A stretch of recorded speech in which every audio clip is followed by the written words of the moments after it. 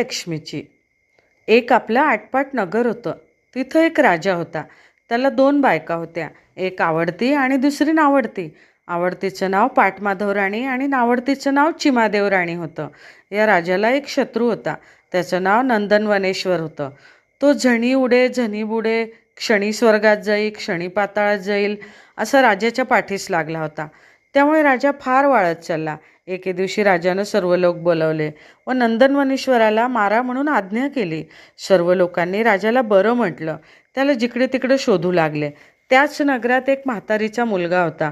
तो आपल्या आईला म्हणाला, आई आई मला भाकर दे, मी राजाच्या शत्रूला मारायला जातो. म्हातारी म्हणाली, तू गरिबाचं पोर आहेस तर 4 पावलं पुढे जा.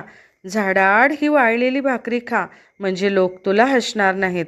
पोरानं बरं म्हणून म्हटलं. म्हातारीनं भाकर दिली. म्हातारीचं पोर भाकर घेऊन निघालं. सगळ्यांच्या पुढे गेलं.